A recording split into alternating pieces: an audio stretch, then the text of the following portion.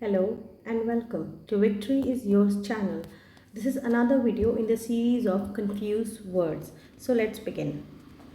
First combination है हमारा canvas and canvas. तो कैनवस एक तरह का बहुत ही स्ट्रॉन्ग टाइप का कपड़ा होता है, बड़ा सा अनब्लीच्ड, जो कि कई पर्पसेस में काम आता है। जैसे कि आपके जो नाव वगैरह के जो सेल होते हैं ना, जो हवा से जब चलता है, तो उसको बनाने के लिए या टेंट्स बनाने के लिए, या इवन पेंटिंग आपने देखा हो ना, कैनवस पेंटिंग, तो वही वही कपड़ा उसके ऊपर फ्रेम पे लगा के और उसके ऊपर पेंटिंग की जाती है। ठीक है, तो that is canvas. And canvas is जो डबल एस के साथ है, उसका मतलब है किसी के वोट मांगना या किसी को मतलब मनाना इस तरीके से कि वो आपके फेवर में काम करे या आपके फेवर में वोट दे या आपकी बात का समर्थन करे। ओके, सो समर्थन मांगना can be another thing. So next is verbal and verbose. Verbal का मतलब है मुंह से, है ना, ओरल, जैसे होता है ना छोटे बच्चों के ओरल टेस्ट होते हैं, तो वर्बल आपको देखना है। एंड वर्बोज का मतलब होता है कोई चीज़ आपने लिखी है या कही है, उसमें मतलब जितना रिक्वायर्ड नहीं है but still you're on and on words and words, बहुत ज़्यादा वर्ड्स का यूज़ करना। ठीक है, तो वर्बोज। नेक्स्ट है टीनर एंड टेन्योर। तो टीनर एक मेल सिंगर के लिए वर्ड यूज़ होता है जो कि बहुत ही ऊंची तान पे गाना गाते हैं, तो उसको टीनर बोलते हैं। और टेन्योर का मतलब होता है, जैसे आपने सुना होगा कि राष्ट्रपति का टेन्योर कितना है, उपराष्ट्रपति का कितना है, या और भी फॉर दैट मैटर, है ना। तो टेन्योर का मतलब होता है कोई निश्चित अवधि, कोई एक फिक्स टाइम पीरियड है जहाँ कभी आप कहीं रहने के लिए, कोई रहने का टेन्योर है या नौकरी करने का टेन्योर है या एट्सेट्रा, जो कि लीगल राइट है ना, लीगल तरीके से उसको डिफाइन किया गया कि इतना, अगर कोई इस पोस्ट पे है तो उसका ये टेन्योर है ना। अगर कोई यहाँ पे रह रहा है तो वो ये उसका टेन्योर है, वो इतने टाइम तक ही रहेगा, तो उसको लीगल तरीके से उसको टाइम को फिक्स करना। ठीक है, tenure. Then comes empathy and sympathy. So empathy means to feel other persons feeling, मतलब अपने आप को उसके उसके स्थान पे रखते हुए उसके फीलिंग्स को समझने का प्रयास करना, कोशिश करना। तो इसको हिंदी में बोलते हैं समान अनुभूति, समानुभूति। ओके, सो समान अनुभूति मतलब उसके ही जगह पे वो क्या फील करता है एग्जैक्टली वो सोचना, उस तरीके से उस बात को जज करना है। ठीक है, और सिंपैथी का मतलब होता है कि समान अनुभूति मीन्स उसके प्रति सहानुभूति रखना और हमदर्दी करना। मतलब आप उसके बात को सुन रहे हैं लेकिन आप स्वयं में है ना, you are at your own feelings, और आप उसकी जगह पे अपने आप को रख करके नहीं सोच रहे, आप अपनी जगह पे हैं बट आप उसकी बात को सुन रहे हैं, उसको सांत्वना दे रहे हैं, लेकिन आपका पर्सपेक्टिव आपका खुद का है। और जब एम्पैथी की बात करते हैं तो पर्सपेक्टिव में आप उस पर्सन की जगह पे अपने आप को रखते हैं और उसके ही जैसा बन के सोचते हैं, तब आप उसकी बात को समर्थन करते हैं, जो भी करते हैं। ठीक है, तो एम्पैथी एंड सिंपैथी। एम्पैथी में आप स्वयं वो बन जाते हैं जिसके प्रति आप दिखा रहे हैं एम्पैथी, आप स्वयं वो बन के उसके उस सिचुएशन को समझने का या उसको जज करते हैं, जो भी है। ठीक है, और सिंपैथी में आप ही रहते हैं और दूसरे व्यक्ति के समझाते हैं, उसको सांत्वना देते हैं। ठीक है, okay. Next is apprise and apprise. तो अप्रेज वर्ड आपने अक्सर सुना होगा ना, एमएनसीज वगैरह में जो लोग काम करते हैं कि अप्रेजल होना है, अप्रेजल होना है। तो अप्रेज से अप्रेजल वर्ड है। अप्रेज का मतलब होता है टू जज, टू वैल्यू, और to value the quality of somebody या समथिंग। तो किसी व्यक्ति की या किसी चीज़ की क्वालिटीज़ का मूल्यांकन करना। ओके, उसको जज करना।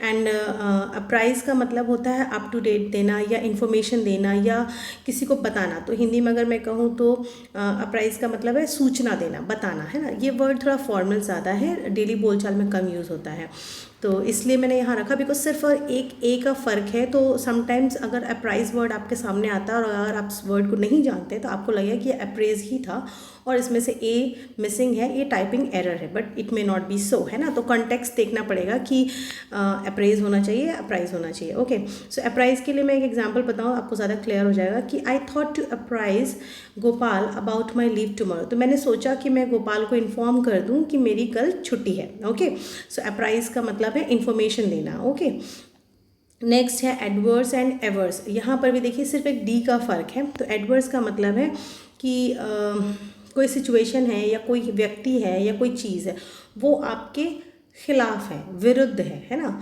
वो होस्टाइल है। ठीक है, सो समवन और something is hostile towards you और अ सिचुएशन। तो ठीक है, तो आपके विरुद्ध है, और एवर्स क्या है कि आप किसी चीज़ के विरुद्ध हैं, ठीक है। To lie on the opposite of the majority which is to be in opposition, और to have strong dislike for someone और समथिंग और अ सिचुएशन, ठीक है।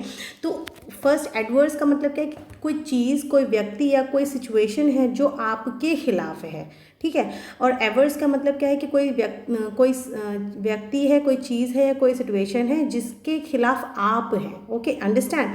तो आप खुद असहमति दिखा रहे हैं, मेजॉरिटी से अलग है, आप अपोजिशन में है। एवर्स का मतलब या आप विरोधी हैं, और एडवर्स का मतलब कोई चीज़ आपके विरुद्ध है, कोई व्यक्ति आपके विरुद्ध है, कोई सिचुएशन आपके विरुद्ध है। I hope that's clear. Next is peace and piece. ये बहुत ही ईजी है बट स्टिल मैंने लिया है बिकॉज साउंड बिल्कुल सेम है। तो PEACE, पीस का मतलब है शांति, है ना, जब आप कोई युद्ध नहीं है, कुछ भी ऐसा नहीं है, एब्सेंस ऑफ वॉर कह सकते हैं। और PIECE, piece, a piece of cake, मतलब टुकड़ा, है ना। So next is dual and duel. तो डुअल का मतलब है दो कैरेक्टर रखना, ठीक है। ये कई तरीके से यूज़ होता है, it's a very vast usage, है ना। लेकिन इसका मतलब है कि वहाँ पे दो हैं, एक से ज़्यादा है, क्वालिटी है, ठीक। और ड्यूएल का मतलब होता है ड्यूएल, ओके, ड्यूएल। सो ड्यूएल का मतलब होता है कोई फाइट है जो दो व्यक्तियों के बीच में हो रही है, एक कॉन्टेस्ट, जैसे कि बॉक्सिंग होता है, या जहाँ पे मतलब दो प्लेयर्स हैं, या मतलब एक रफ लैंग्वेज में कहूँ तो द्वंद्व युद्ध, है ना, जो हिंदी में टिपिकल हिंदी में कहा जाता है, ये द्वंद्व युद्ध है। जैसे वो भीम और दुर्योधन का हुआ था, तो लाइक दैट, है ना। Then comes pole and pole. So POLE, pole is a pole, जैसे वो बांस वगैरह का, या सड़क पे स्ट्रीट पोल होते हैं, लाइट पोल, है ना, तो उस पर लाइट्स लगी होती हैं, तो वो जो पोल होता है, खम्भा जिसको हिंदी में बोलते हैं, सो खम्भा। एंड POLL, पोल, पोल का मतलब होता है वोट करना, जैसे होता है ना पोलिंग, है ना, पोलिंग बूथ या जो भी है। तो जब DL है तो वो यूज़ होता है जब वोट इलेक्शंस की बात होती है। एंड POLE, पोल यानी कि खंभा, एक long slender piece of wood, जो लकड़ी का हो सकता है, सीमेंट का हो सकता है, लोहे का हो सकता है, एनीथिंग लाइक दैट। और also it is use as north pole and south pole, वहाँ पे मतलब है कि वो उस जगह का पिन पॉइंट है, ठीक है। Next word is alter and altar. So alter is, जैसे आप कहते हैं ना कि कोई आपने कपड़ा लिया तो you have to get some alterations, माने कुछ चेंजेस करने हैं उसमें, है ना, उसका साइज़ का प्रॉब्लम है।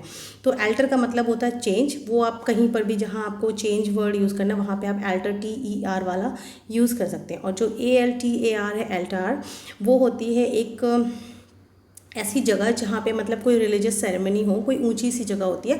सो जिसको हम अगर अपने इंडियन ट्रेडिशन के हिसाब से अगर मैं बताऊँ तो जैसे यज्ञ होता है ना, तो ऊंचाई पे थोड़ा सा प्रॉपर जगह पे एक चबूतरा बना के होता है, सो यज्ञ की वेदी, है ना। So it is related with something religious, ठीक है।